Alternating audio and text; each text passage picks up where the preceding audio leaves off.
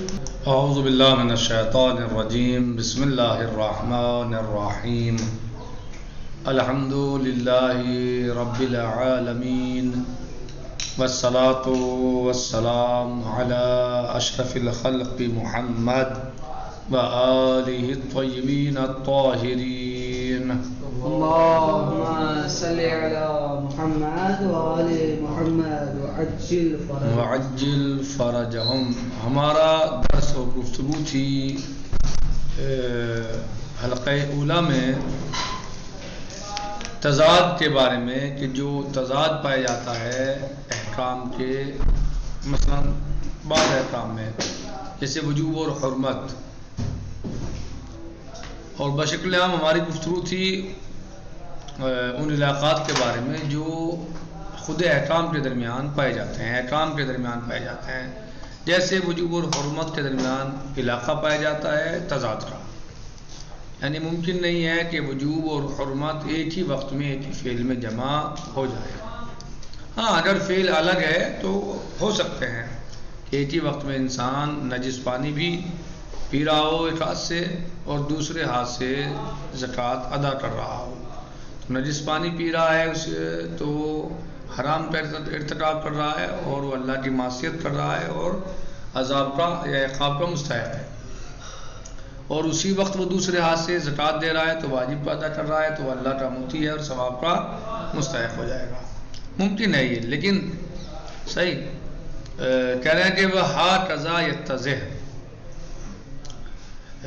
اس طریقے سے، یعنی اگر فعل دو ہیں تو ہو سکتا ہے، دو فعل ہیں تو ممکن ہے، سب کا اس پہ اتفاق ہے کہ یہ ہو سکتا ہے. لیکن اگر ایک ہی فعل ہو اور ایک ہی وقت ہو تو وہ ناممکن ہے کہ ایک ساتھ جمع ہو جائے واجب اور حرام، یعنی وجوب اور حرمت ایک ساتھ جمع ہو جائیں ایک ہی فعل میں اور ایک ہی وقت میں.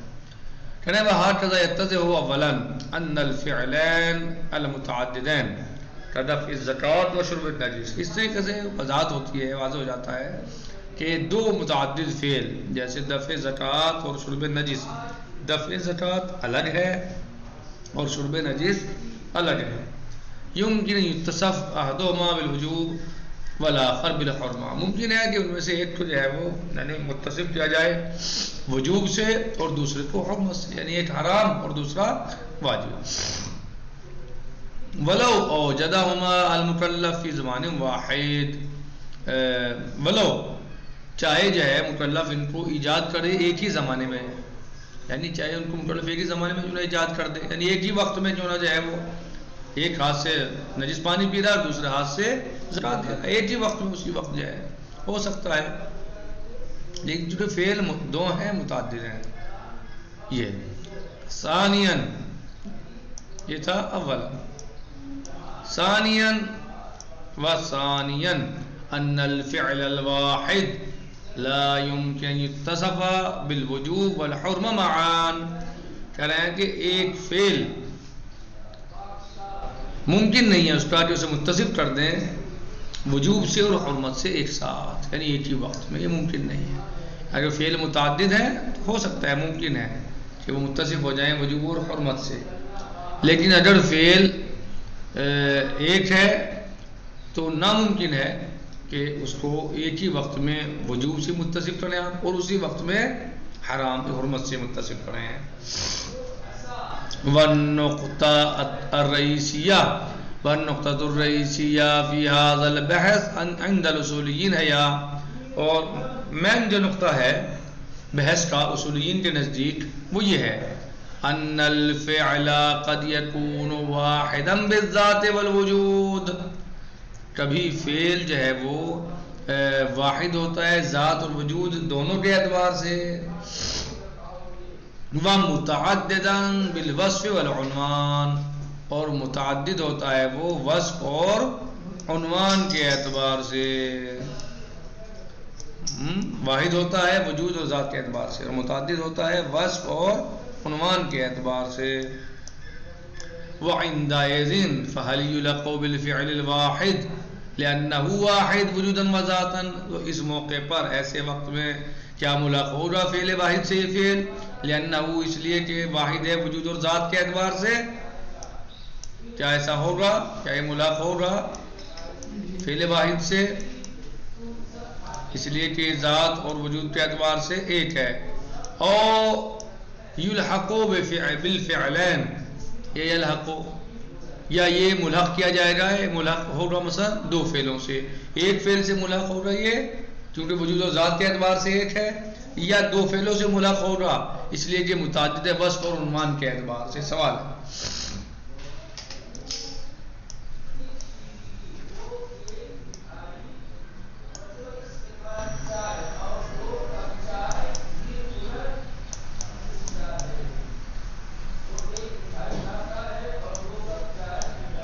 سوال ٹھیک، کیا اس فعل کو ملحق کیا جائے گا ایک فعل سے کیونکہ وجود و ذات کے اعتبار سے ایک ہے، یا ملحق کیا جائے گا دو فعلوں سے کیونکہ یہ متعدد وصف اور عنوان کے اعتبار سے؟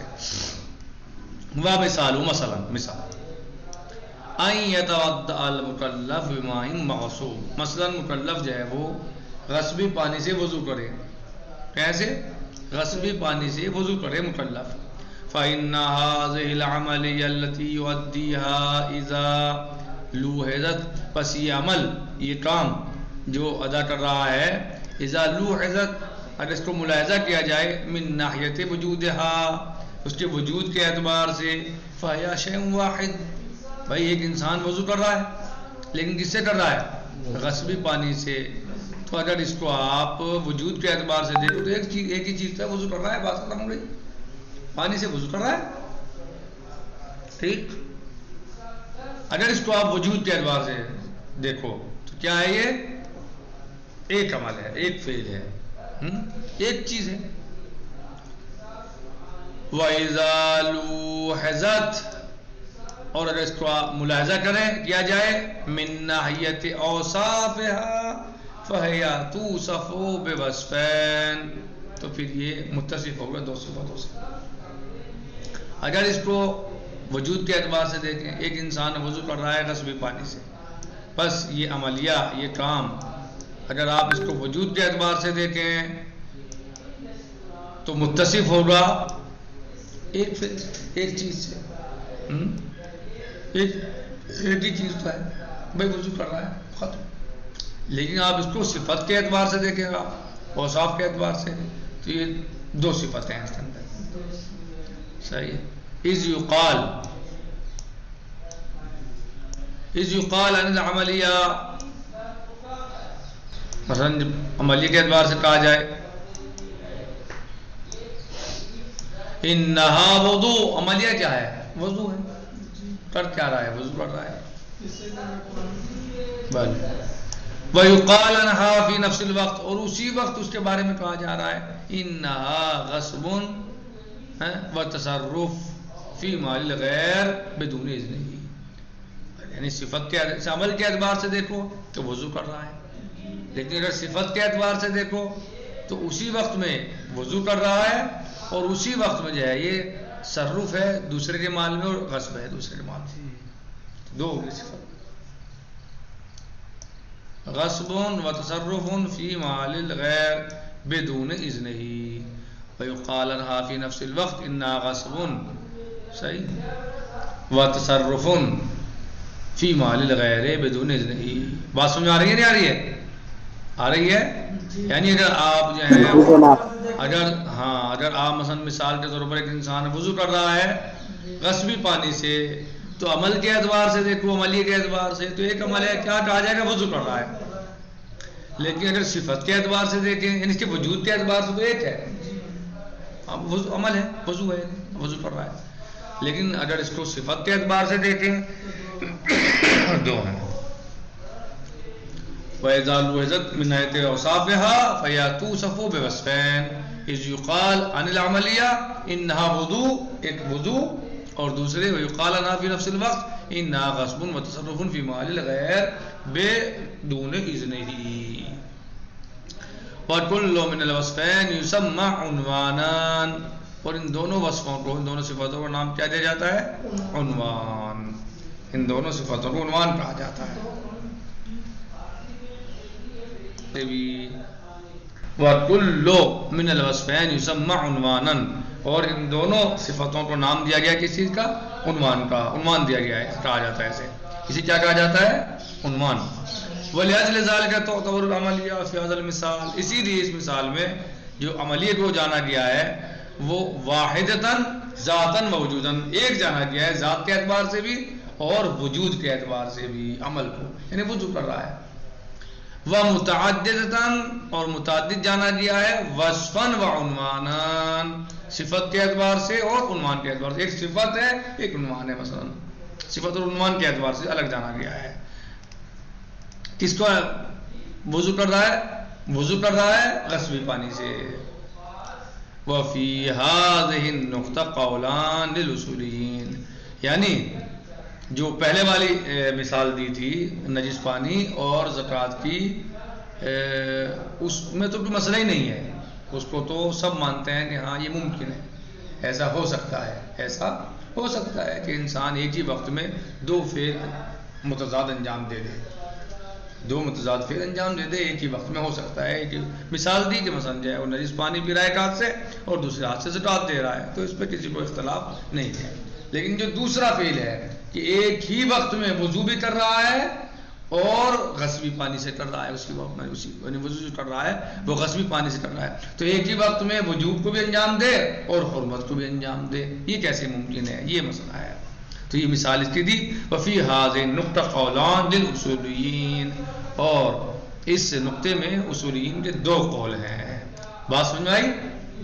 کون سے والے نقطے میں؟ جو دوسرا نقطہ بیان کیا ہے کہ ایک ہی وقت میں ہاں ایک ہی وقت میں دو صفتیں یعنی دو فعل جمع ہو جائیں، وجوب اور حرمت جمع ہو جائے ایک ہی فعل میں۔